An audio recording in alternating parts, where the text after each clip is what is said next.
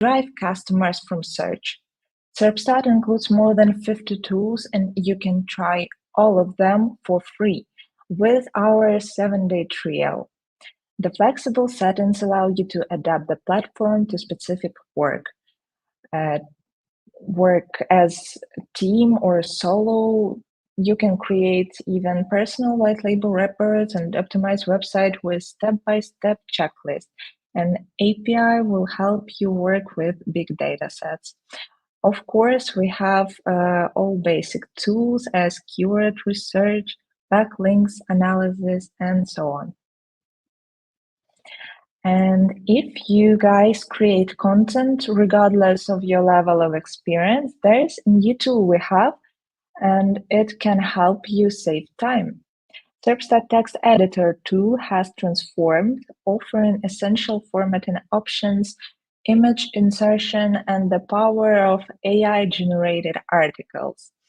Imagine the possibilities for social media, webinars, videos, and beyond. This tool is in beta, and we want your input. Please test it out, explore its potential, and share your feedback with our support team on the website. We will deeply appreciate it. I'm honest. Follow the link in the chat to dive into the text editor's features. Just send the link in the chat. We host webinars with marketing experts, write blog, and develop a knowledge base that's free to access. So improving skills by working with personal manager, getting online support, and joining social network groups is possible. For upcoming events and useful tips and blog, follow us on LinkedIn, X, and YouTube. If you're here first, I would be happy to see you there. You can reach us out in comments anytime you need. Shortly about our webinar format. Now we will listen to exciting webinar presentation, and then we'll have a Q&A session. Feel free to ask any question regarding to our topic, and I hope we will answer them all. And of course, don't forget to register to the webinar if you want to have a record of it. And now I'm happy to welcome Owain Lloyd-Williams, an independent SEO consultant. Now I'm going to add Owain to the screen. Hi. Hello. How are you? Hello, everybody. Well, then let's start. Perfect. Thank you very much, Polina. Let's crack on. Yeah, thank you so much for having me. Thank you, everybody, for joining this webinar. I'm just going to quickly share my screen with you all. You should be able to see my presentation for today. Oh, bear with me a second. Always fun getting used to these. There we go. Perfect. Okay, just checking we can all see that. And I'm still in the picture. Fantastic. Great. Okay, great. Thank you, Polina. So today we're going to talk about enterprise SEO, in specifically how to get buy-in from stakeholders, collaborate effectively, and measure success. These are kind of quite big things to look at. Enterprise SEO is a big, meaty, complex thing to go into, and these things I've detailed underneath, they're equally complex, they're equally nuanced, but hopefully within this, we have a number of set tactics that we can kind of go into and take away from and kind of do actionable things to help accentuate any SEO programs we're doing in enterprise settings. So first of all, we'll just have a quick introduction about myself. Classic, you know, look at me. I've been in the industry for about 12 years or so, been around a little while. Like nobody in SEO, I didn't want to be in SEO. I sort of fell into it, classic old cliche. My background was writing, editing, translating. I used to live in China a long time ago, and that's how I kind of ended up interfacing with SEO. Over the sort of 10 years following that, I went through a number of agency roles, in-house roles, before going solo in 2020. And at the moment, I kind of consult with a number of kind of large global brands with mostly kind of large teams, large site inventories, very much of that kind of enterprise, kind of cadre that we're going to talk about a little bit here, as well as some other smaller startup-y brands that are a lot more hands-on. But typically you'll see me kind of managing spinning plates across e-commerce, international SEO, tech SEO, and a bit of a China SEO focus as well. And the classic, here's an interesting person. I also have a music project that I run on the side, which is kind of ambient, noise rocky, side hustle music stuff. So if you want to kind of learn more about that, then do find me online. I pop up every now and again on publications, whether it's kind of search things like the Search Awards, or kind of online stuff, or kind of speaking things like Brighton SEO, podcasts like the SEO Rant or Democratizing SEO, or indeed webinars such as this. I also have a website which I haven't put down in a fancy logo below, which is just owainwilliams.com, and you'll occasionally find me blogging about various things that I come across in my career, weird SEO stuff that I come against and like to share with people, NDA depending, of course. So back to the topic at hand. And this is going to be, and I apologize, my only pop culture reference meme slide that I've got throughout the course of this presentation. Enterprise SEO, big business, Succession. I'm about 4 years late in watching this show, I know, but I've just got into it and it's great. But hopefully this kind of brings us back onto the topic. So where does enterprise SEO apply, and what is an enterprise business? We hear this term quite a lot. It sounds very fancy. It could fall under a number of different categories, really. So typically they are companies which are in the Fortune 500. It's obviously quite a limited scope, but that's the yearly kind of US list of 500 companies by revenue. An enterprise company could be a global brand that has operations in multiple regions. So they might have an HQ in somewhere like New York or London, but regional offices covering places like EMEA or APAC or LATAM, or globally around the world. They could also just be large websites, right? They could just be a large e-commerce site with thousands of pages, covering different inventories and different products and different PDPs and pages that can be kind of just quite big to manage. And of course, they can be companies with multiple products, services as well. So if you think about a company, a Fortune 500 company like Apple, they don't just do mobile phones. They do computers. They do ears. They don't do ears. They do AirPods. They do watches. Another electronics company, Samsung, go beyond that and do things like white goods, like fridges and things like that. So really, we're dealing with kind of potentially quite complex situations where we've got large websites, large teams, and lots of different things going on at one time. So it can present some challenges for SEO. And here's some typical enterprise SEO problems, which I'm sure some of you have come up against in the past. So first of all, slow moving parts. And this can relate to anything from, getting even the most simplest SEO recommendation implemented, whether that's even something as simple as a page title update, or an internal link, or a new bit of content, or even a new page. It can take a lot of time to get the approval, get the stakeholders to get buy-in. We'll talk about that a bit later. Buy-in to get people to kind of aware and get it over the line, and it can be a bit frustrating at times.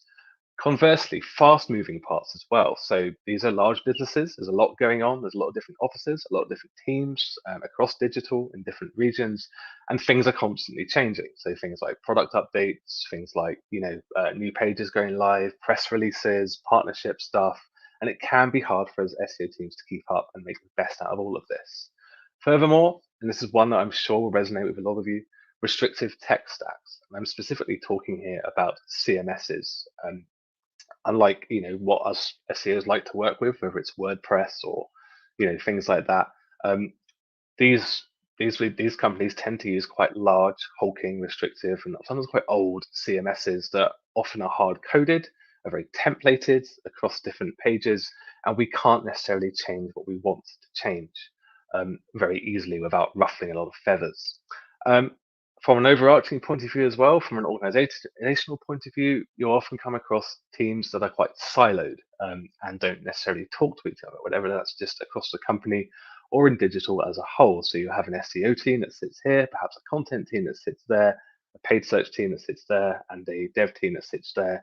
And they don't necessarily kind of have that level of, I guess, synergy, to use a terrible marketing phrase. And obviously there's a bit of politics going on as well, where you have perhaps a lot of external partners, external agencies vying for influence, their interests in at heart, or indeed KPIs that are split across the business and different stakeholders where everyone's kind of not necessarily pulling in the same direction.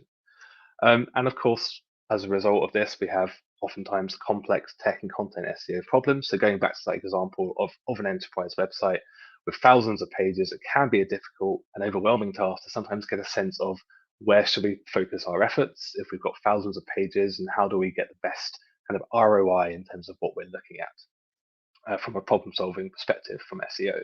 And of course, finally, SEO resource limitations as well. So, not necessarily within the SEO team itself, a lot of enterprise businesses will have fully functioning SEO teams that are very competent and are diligent, of course, but it's often about implementation. It's things about like getting it down to getting it down to kind of stuff actually getting it over the line. Like whether it's dev resource or content resource, actually picking up that task, doing it. Solutions. Well, this isn't quite the end of the deck yet. We've got a number of different solutions to go through here. So first of all, scaling of activities is one way in which we can tackle some of these problems. So if we identify an area of the site that has, let's say is inherent across the website, be it a piece of code that's slowing the page down, like a superfluous line of JavaScript, that can be a way in which we can kind of scale that activity up with minimal effort.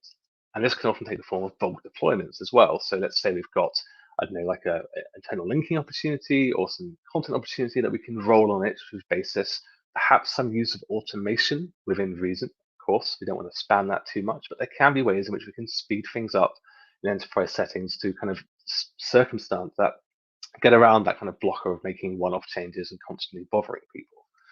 And of course, we'll talk about this a bit later, proof of concept activities too. So this is something that we'll talk about a bit later in terms of testing, but we can often kind of run pilots on low risk optimizations across different areas of the site to kind of get an additional buy-in. And of course, we're going to talk about that magic phrase of buy-in, which is so important to everything in enterprise SEO. Now, buy-in is a term that you're going to hear a lot when it comes to SEO in general. It's relevant in terms of everything that we do, but it particularly matters in enterprise settings where you've got so many different moving parts, so many different people doing different things, and lots of potential blockers.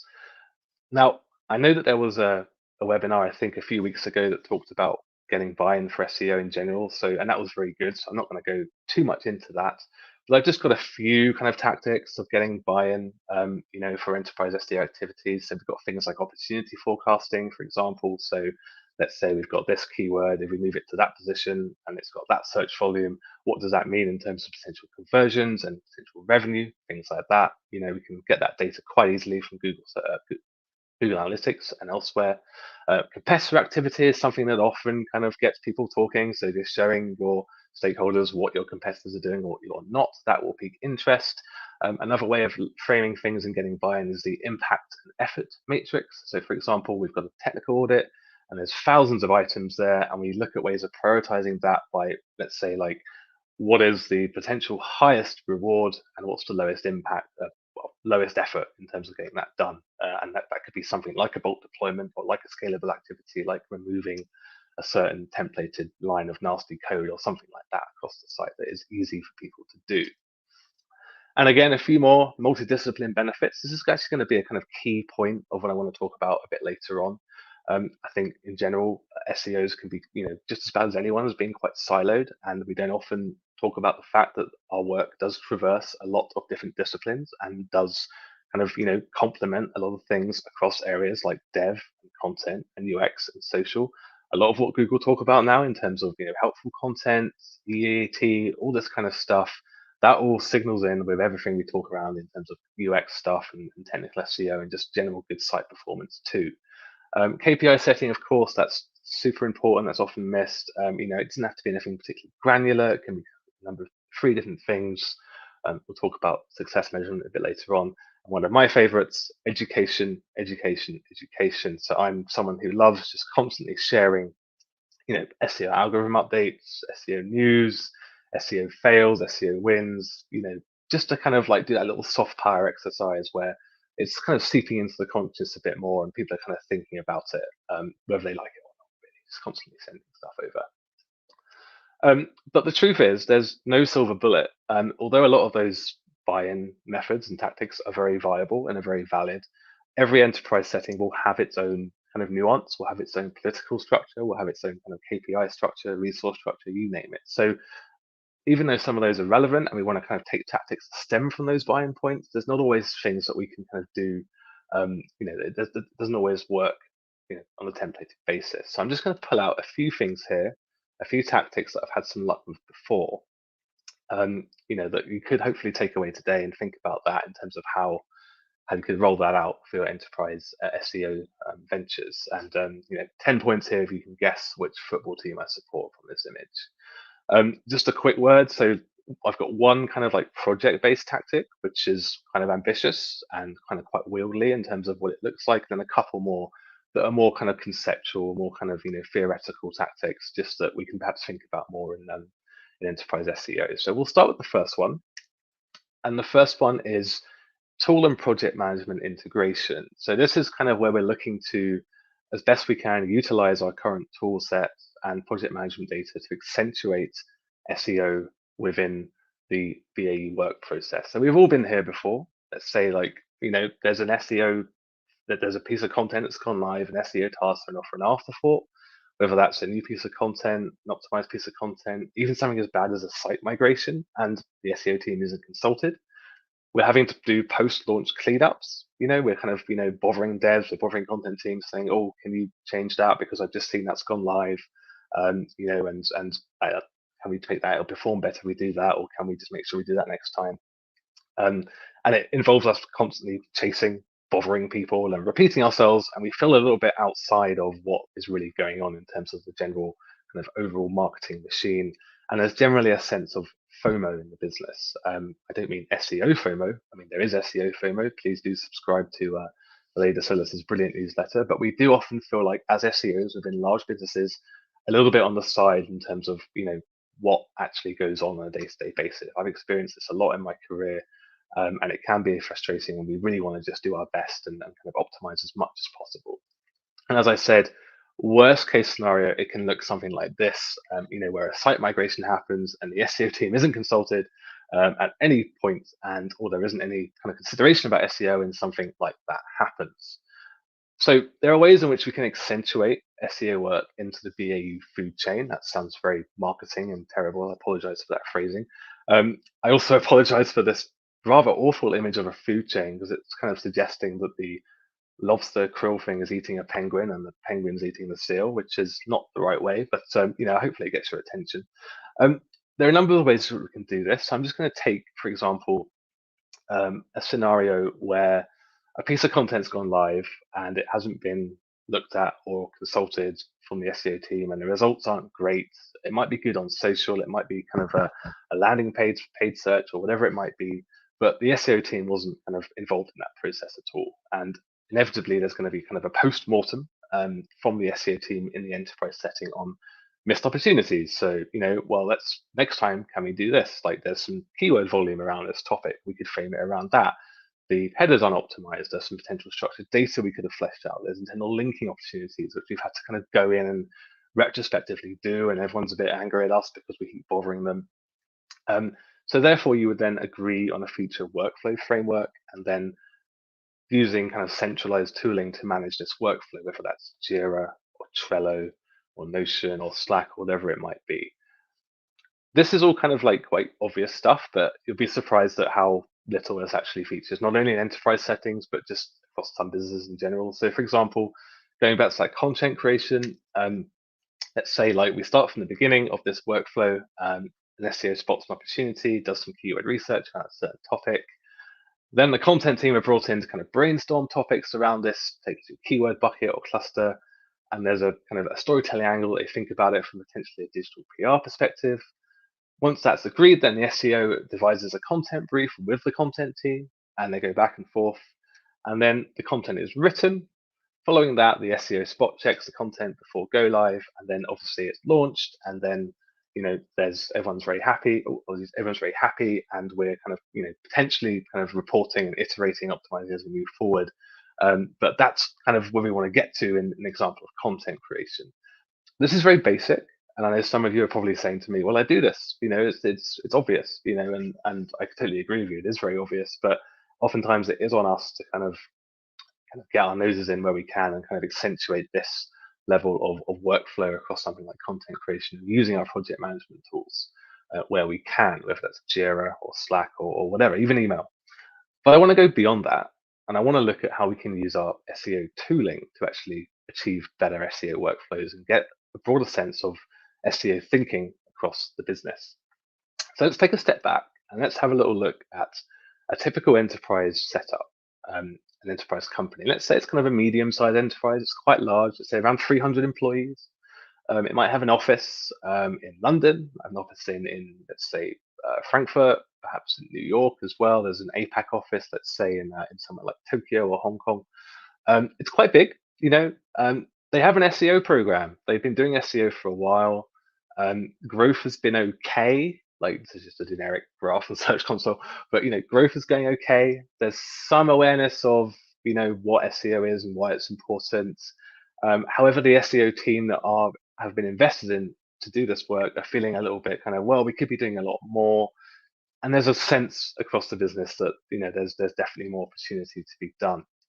And the SEO team could look something like this. Most enterprise businesses will have an SEO team in place.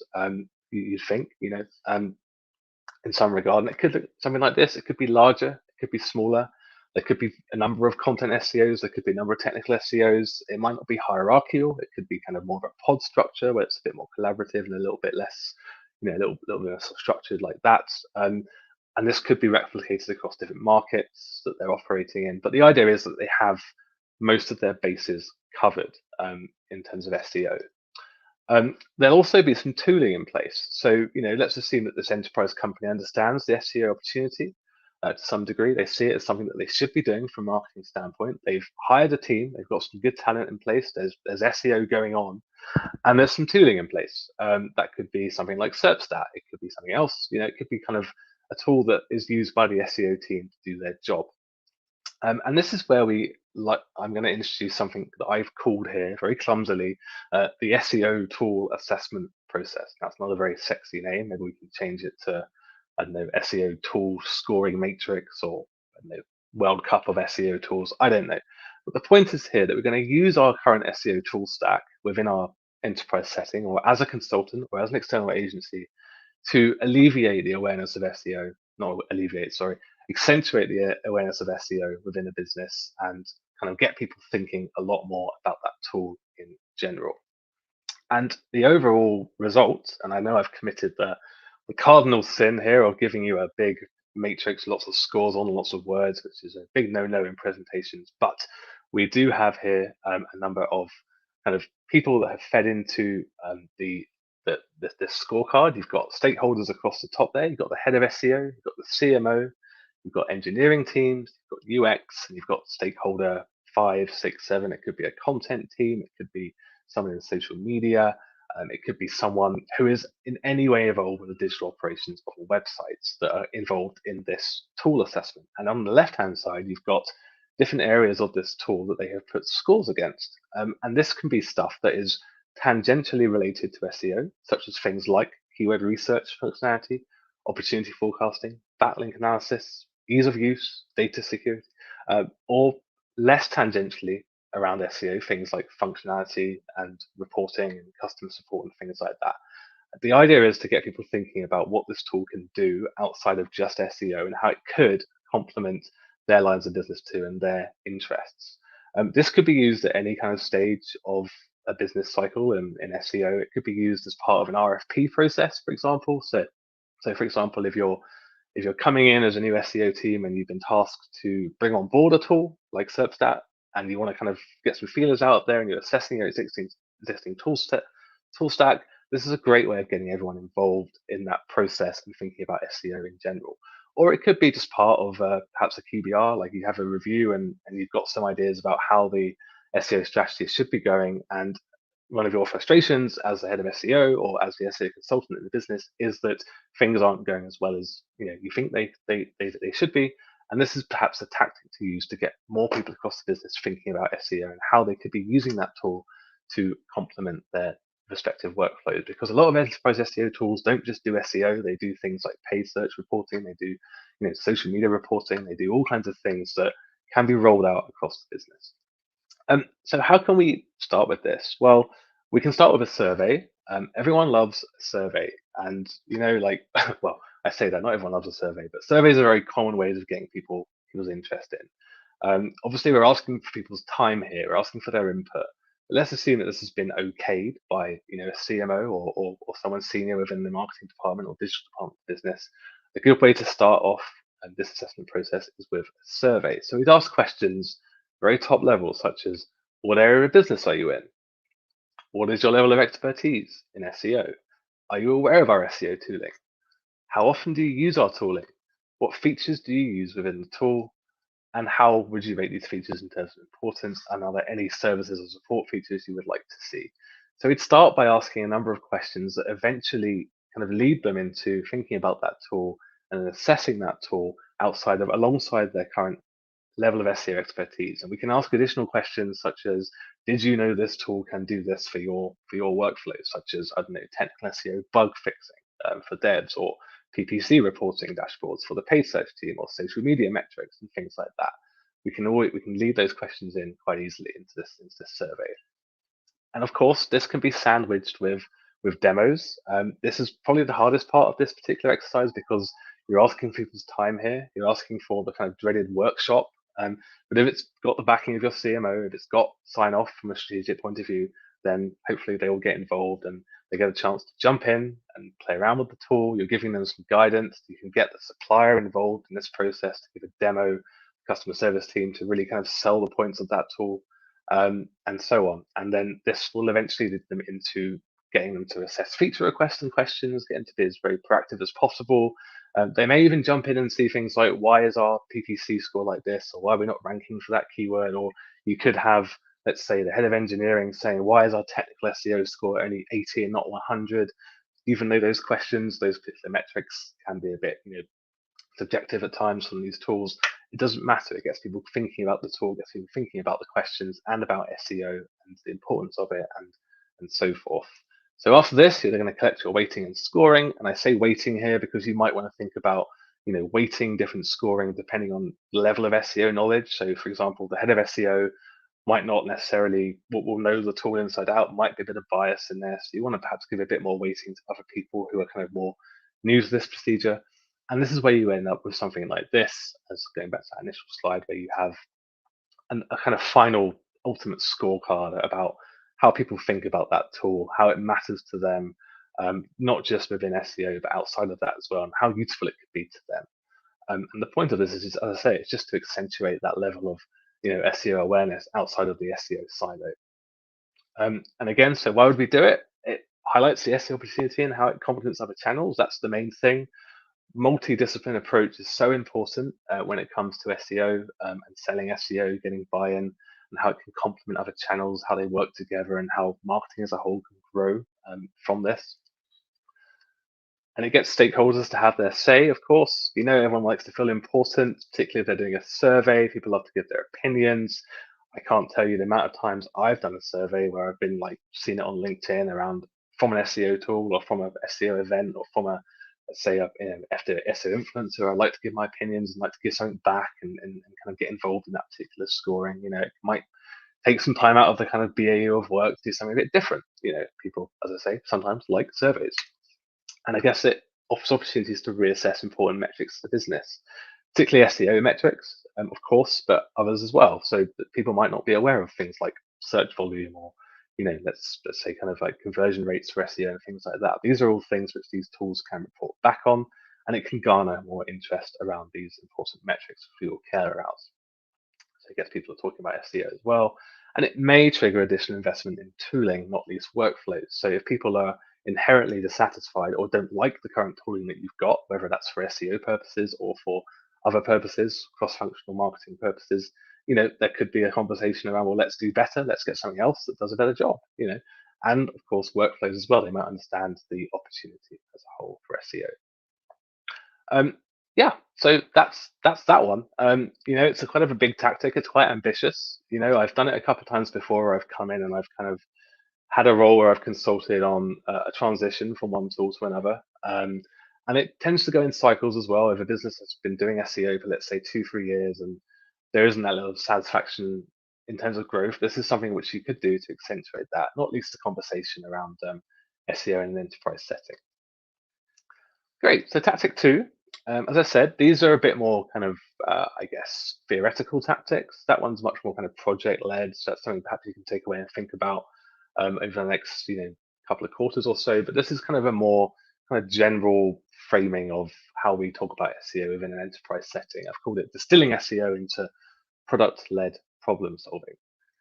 So we're all quite guilty in SEO of jargon, of using jargon, myself included. Again, we love to sit in silos, we love to talk to each other. We get very nerdy about areas of SEO, whether that's things like even things like keywords or SERPs or ranking factors, meta description, whatever it might be. These aren't things that anyone outside of SEO particularly knows or, dare I say, necessarily cares about. So it's about this just reframing these words and be hiding away from the jargon and using kind of more you know, words that are more kind of accessible to wider digital people or CMOs, for example. And there's plenty of ways we can do this. I think sometimes as SEOs, we are quite bad at underselling ourselves in terms of the value we give to the business outside of rankings, outside of traffic.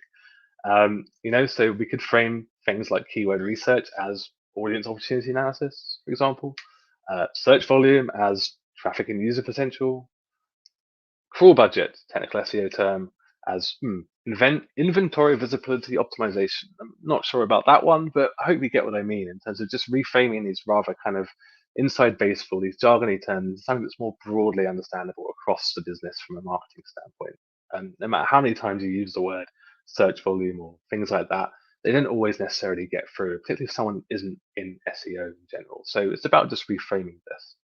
Um, and I actually take inspiration to some extent. I know, don't shoot me. It's fine. It's GA4. Everyone hates it, but I actually think GA4 has done a decent job in kind of reframing some of those metrics away from just SEO kind of metric measurement into more kind of general user-based, event-based stuff, and how we report back and the language that we use in our reporting. So there's some potential inspiration we can take from there in terms of how we could potentially use that jargon and reframe it in a way that makes sense to more people. And I've linked to an article there which kind of deciphers a lot of the metrics around that's used in GA4 and how that can be communicated. And again, just in general, we can frame SEO as a key part of the acquisition cycle. So I've pulled in quite a generic image here of a general kind of product or business life cycle where there's a bit of growth after some time, there's some maturity, potential decline, and hopefully some kind of resurrection after that. SEO is an important part of this entire journey. It can really accentuate everything around the growth of a business, particularly an enterprise business as well. And SEO can play a key role besides talking about rankings and traffic in things like identifying the audiences through keyword research, understanding product pain points, again, through keyword research, particularly in modern day keyword research techniques using things like Reddit and Quora, going deep, understanding what people are really talking about. How customers interact with your product. So that's around how they're behaving in analytics funnels and attribution and things like that. And of course, business expansion and scalability. So are there people landing on your website and Googling your website and interacting with your website from other countries? And is there a case for the business to launch itself in an international setting? Have an international SEO approach, for example. SEO can play a key role in all of this. I think we just need to think about a little bit more about how we can complement these areas, particularly in enterprise settings. Tactic number 3, test, test, test. So I talked about proof of concept stuff a bit earlier on. One way to get stuff done or get stuff approved in enterprise SEO settings is think about how we can constantly test things to get things, proved and signed off and kind of, I guess, prove the value of SEO really. Again, going back to enterprise SEO problems, I'll call out the particular one. Perhaps it's the slow moving parts one or things like that, and complex tech and SEO problems. So we can be quite limited in what we can do, or indeed resources. So this is where testing can come in. If something goes well on a kind of low risk page, it's a way in which we can just replicate that and iterate across different pages and different sections of the website. Why would we test? Well, it validates the SEO opportunity if the desired outcomes are achieved, obviously. It aligns key stakeholders around a project-centric focus. This is actually quite important because a lot of the time we have our overarching strategy for SEO, which is kind of humming on in the background and going on, and we're doing lots of things. If we're getting a project-based item, whether that's a test or indeed the first tactic I mentioned there about the tool assessment, but in this case tests, and we get people on board, we get them all in the room, and there's eyes on it, that can really get people involved in it and invested in it, particularly if the results are good, which they will be because you're great. And it opens the door to mass implementation across potential restricted tech stack if there is buy-in as well. So, if you're doing a test that is just a bulk implementation of internal linking or structured data, and that's been done on one page within the tech stack, then there's no reason why the dev team can't then roll that out en masse, and you start to see a scaling of that activity. And again, it can be framed quite easily as a nothing to lose concept if approached carefully. If there's a page that is, let's say, is optimized and it's doing okay, but the SEO team have been screaming out for, well, it's quite obvious we need to make this change to make it perform better. That can be put to the stakeholders in question as well. Why not do it? The only thing we're losing here is resource time. And that can be a good way of just getting tests across the board as well. So how do we proceed with an SEO test? So we start off by defining objectives and key metrics. That could be, anything from clicks, impressions, keyword rankings, maybe even conversions. But let's say for this example, it's a soft test and piece of content, clicks and impressions. And then we'd agree on target pages or indeed page, agree on a timeline for implementation and length of the test, and then evaluate, refine, and iterate. So it's quite a straightforward kind of approach here where we're just looking from A to A, all the way 1, 2, 3, 4, just how we can get that test implemented. And here's some examples of common SEO tests. We've got A/B testing, particularly on product pages. So maybe serving a different version of a product page depending on what they're googling through use of canonical URLs or whatever it might be. Even something as simple as title tag and meta description tweaking. We can test on that. So I've noticed in the past few years that people are using things like emojis and meta descriptions to stand out on search results. That could increase click-through rate. It may not. That's worth testing on certain pages. New content, a bit more high risk because if it's a new page altogether, you are obviously kind of involving more team members, content, dev, product, whatever it might be. So there is, more resource there, so it's a bit more high risk. But as I said, you're great. It won't fail. It'll work.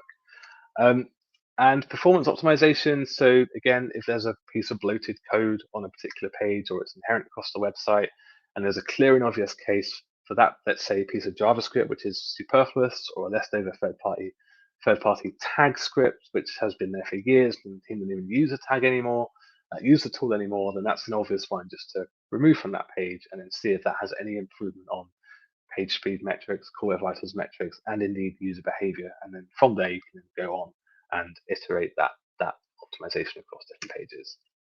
And finally, internal linking modules. So this is more a specific, a specific actual kind of tactic rather than the others, which are more kind of, conceptual, I suppose. But let's say, for example, you've got an e-commerce page and there's some internal linking going on there, but you've seen it on Amazon where you have a page and at the bottom there is, people also brought this, or you might like this, and it's just kind of a module just to encourage people to continue shopping and continue the user journey. These are quite easily implemented across the board, so these are quite easy tests that we can run. And then finally, just going to finish up on measuring success. This is actually the shortest part of the presentation. I know that was one of the kind of key subtitles, but I wanted just to talk mostly about tactics. But it's very quick. It's very straightforward. I think, SEOs, we love talking about dashboards. We love talking about all kind of different reporting metrics under the sun, whether it's, impressions, click-through rate, bounce rate. And our tooling, whether it's enterprise tooling or Data Studio or Search Console or GA, they do all of this so well for us. And we love creating these things and showing them to people and seeing how great we are. But the truth is, people don't care about 90% of the metrics. They only want to see the tangible stuff that typically ties to the bottom line. So I'm just going to pull a few items here just to kind of think about in terms of what you should be reporting from an enterprise setting to help you alleviate some of those problems we've mentioned before and hopefully get buy-in. And these should all be kind of featured in your reporting dashboards where possible. So obviously non-branded growth, that's quite an easy one. So enterprise brands will always rank very well and perform very well on their branded search terms. So any kind of argument that you've got where your content campaigns or your SEO optimization SEO optimizations to existing content that attracts non-branded search terms. Any kind of growth around that is a great proof of concept for the SEO, for SEO in general. Obviously, organic click-through rate year on year is an important one as well. And then we get to the kind of heavier stuff, the conversions year on year. So again, get these set up in Google Search Console, Google Analytics, and fed into your relevant dashboard, and make sure you're reporting back on them as much as possible. Revenue as well. So how much is SEO contributing to organic revenue year on year, or compared to other channels as well? And new users from organic, often overlooked as well in terms of like the value of that, because our whole point here is, going back to the earlier slide, getting new customers in, getting new people in, and getting people converting on our site. And of course, competitor share of voice as well. So as I said earlier, competitor analysis is a great way to get people in talking about SEO performance, and get stakeholders interested in performance and how we can kind of move forward with SEO. So that's something we can also mention there as well. And a lot of the tools that we've mentioned, or enterprise tooling such as SERPstat, will do this for you. We can integrate for you. And of course, cost efficiency as well. So this is depending on whether or not there are actual PPC activities going on. Oftentimes there's a lot of spend on PPC, particularly around branded terms, for example. If there's clear and tangible evidence that your SEO efforts have been driving conversions or traffic on branded terms, and PPC keywords haven't, or if there's an example where you have organic keywords that are ranking just as well as paid search terms, then budget can be saved on paid search, and that's another way in which SEO can kind of prove its value as well to those senior stakeholders. I think that's it. Thank you very much. Been talking for a very long time. I hope that was useful, and I guess we'll take questions.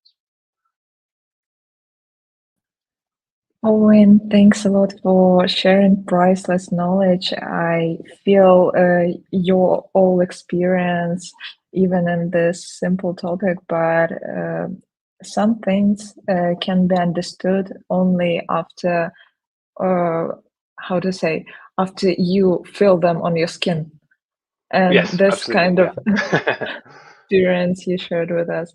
By the way, you mentioned dashboards, and it's good to show people, your employers and stakeholders, what you did and how website performs. At Serpstat, we also have a possibility to make a white label report. So guys, if you need, you can contact us and learn more about how to use this stuff for generating your reports just from inside. After all you did in Serpstat with your SEO optimization, then you integrate it just in a few seconds and few steps. I'm pretty sure it's simple. Well, now we're ready for questions. Now we have 3 of them. If there's anything you would like to ask, please, it's your showtime. And I'd like to proceed from what we have for now. The first one. How do you prioritize enterprise SEO initiatives to ensure that the most impactful tasks get enough attention and resources? Thank you. Yeah, so I guess there's a number of ways you can do this. There's opportunity forecasting, which I talked about a bit earlier on. Just understanding, okay, well, let's see, there's a task or there's an opportunity where, this piece of content that we've got could be ranking a lot better, and how can that potentially, improve the margin, improve moving on conversions and things like that. Although perhaps there's also a way you can flip it around, where it's like, well, if we don't do this, what happens? What are our competitors doing? I often find that the competitor analysis part is quite a good way of doing that as well.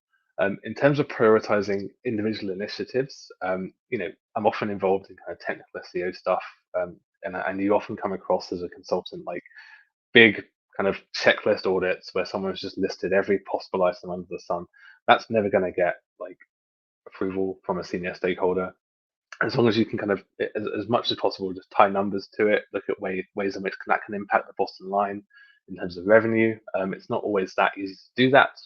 In that sense, perhaps just think about, okay, ways in which you can frame it around like, opportunity around like growth and things like that, I guess. Great. The next one. How important or not is targeting your own brand name in the list of SEO initiatives? Yeah, I would say yes, super important. I mean, I think branded search is often quite overlooked. I think typically SEOs can be quite guilty of just assuming that once a brand ranks well for its branded search terms or brand name itself, um, they just leave it alone and just go for non-branded stuff. But the fact is that a lot of kind of enterprise SEO or enterprise businesses, they will often have people searching for lots of different search terms that are appended with brand, with the name of the brand, for example. It could be review plus brand, or something brand near me, or something brand customer satisfaction form. There could be so many different search terms around like branded keywords that you just don't have landing pages for. I guess an example in recent kind of SEO history to this is if you think about the provenance of Reddit search terms showing up in Google nowadays. And if you search on Google, there's often you get prompted to put Reddit at the end of it, and that would be an example of a brand name, and obviously Reddit has done like that's kind of a Google partnership thing. But I think where possible, just look as far as into as possible where people are kind of actually searching your brand name on those more long tail terms that aren't necessarily just related to the actual name itself or your products, but are kind of more around customer interaction and things like that. So there's definitely loads of opportunities that you can do on branded search beyond the actual brand name itself.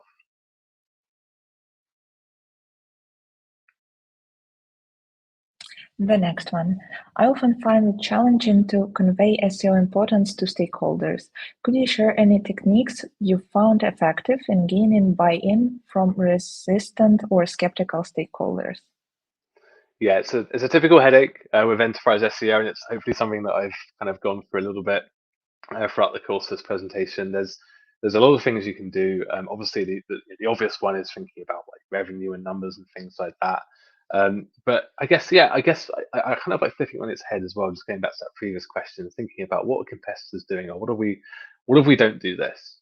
Like for example, like the worst case example of the site migration, or a piece of content that's gone live and there's missed opportunities there, and we're wasting time. A lot of it does come down to kind of like money, not only money in terms of like revenue and things that you could gain from having good SEO, but also money spent in terms of resource. If you're constantly kind of going back and bothering people and kind of reframing people and kind of like repeating yourself, and then that's obviously a waste of everyone's money, and it's not a good way of framing things. So there are ways to get around that. I think obviously that doesn't really always go away. There's always going to be some questions around people being resistant or skeptical. It's often just um, doing what you do, keep on repeating, looking at those kind of key 1, 2, 3 KPIs perhaps in terms of what SEO can do. Hopefully, some of the multidisciplinary stuff is important as well, just getting kind of relevant buy-in and collaboration with people in different departments. But yeah, I would say just don't give up. A good way of perhaps doing that is again education. So workshops, kind of seminars, tool training, things like that. It can be quite fun for people. Like there's a lot of myths around SEO that's kind of a bit mystical and a bit hard, but there's plenty of ways you can frame it around. Let's say workshops or things, or even like quizzes or surveys, as I mentioned in that presentation, in which you can kind of get people thinking about it a lot more, and that could be weekly or monthly or whatever, really. One quick question for me. As you already said that you enjoy learning new, what was the last course or maybe book you learned and gained really insightful things for your practice? So yeah, I'm often at those kind of Brighton SEO kind of conferences, things like that. I often pop up every now and again, and kind of listen in on talks. So I'm constantly learning from the community. I think like where I go at this stage in my career, I guess is, I mean, Twitter's kind of got a bit. I think you've had guests mention before about Twitter. It's gone a little bit not as helpful as it once was in terms of the community. I mean, you can still find the information you can on there. If you're following the right people and you kind of personalize it, there's just a lot of kind of unhelpful noise now on Twitter. But it used to be a very good learning place for SEO. I quite like using Mastodon these days. I mean, that's where a lot of the SEO geeks are now. That are really talking about the technical stuff. I'm on a few Slack channels as well. There's a number of kind of quite open, publicized SEO Slack channels where you have people that have been in the game for 20, 30 years giving out free advice and people just saying, well, here's my site, what do I do? And there's some very generous, knowledgeable people on there. In terms of books, I mean, I have, this is a couple of years old now, but I have this book, SEO in 2022. There's probably a 2024 edition, all kinds of stuff out there. But yeah, I get most of my knowledge, my learning from just hanging around with people, really. Just talking to people in between conferences and just learning from people and just being present. Great. I agree. Of course, especially about social media, if you personalize your flow and surrounding and people you follow, everything could be useful, even Instagram. Or some people are moving to Reddit again.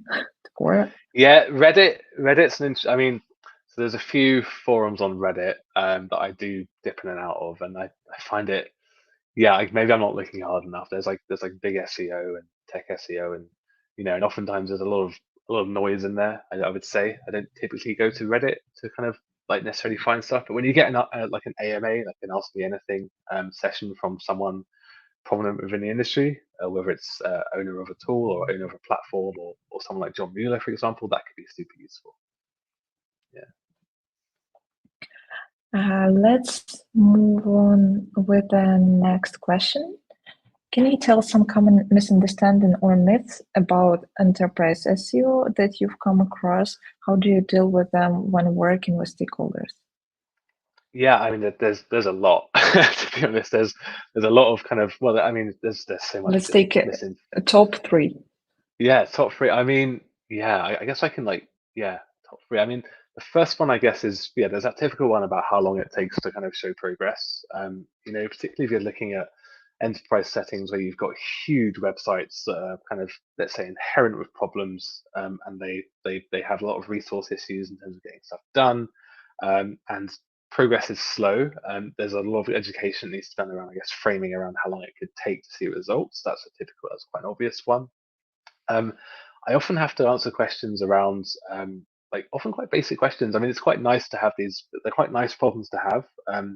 I like to get to a place with some of my clients where they're involved in the SEO process of things and they're asking me questions all the time, but they're sometimes a little bit kind of off, and I can kind of just jump in. Well, it's not quite like that, maybe we need to think about it that way. So one I have quite a lot recently is this myth around kind of like number of keywords mapped to a page. Like that's kind of like everyone knows that you don't just fill a page with keywords, for example. We just kind of have to target one or two, and you have to kind of go from there and build it and sustain around that. So questions like that as well. I guess also I've had a few, and the third one I've had a few quite recently on toxic backlinks as well, which has been quite interesting. Again, these are clients that are typically kind of they know these tools, they jump in, they kind of talk to me a lot about SEO. It's part of their day to day. That's where you want to get to.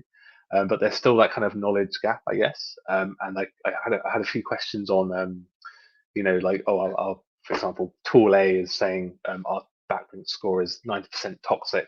Should we do a disavow project and things like that? And that's quite a big myth that you come across quite a lot, particularly at enterprise level, where you've got huge backlink profiles that are just potentially very complex, and there's links going that are saying so-called spam, but I mean, really it isn't. It's just, I mean, Google is much better at handling that now, so it's just about kind of demystifying that and saying, well, we don't need to do that anymore. It's not 2012, so that's often one that comes up. So I guess number one, time it takes. Number two, basic questions around on-page SEO practices, and number three, backlinks and linking and things like that.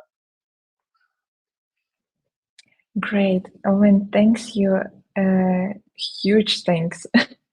As we already run out of time, dear attendees, please don't hesitate to follow Owen on social media, on LinkedIn. I'm pretty sure he'll answer your questions if there's something not covered today, but I guess we need some time to think about it, to sleep without it. And follow Serpstat on social media so we will announce our next webinars, and maybe we can even say some things from our side using our blog or social media post. So I hope everyone will find these connections between all of us helpful. Thanks for being with us today, and have a good evening or a day whenever. See you. Thank you very Thanks, much. Owain.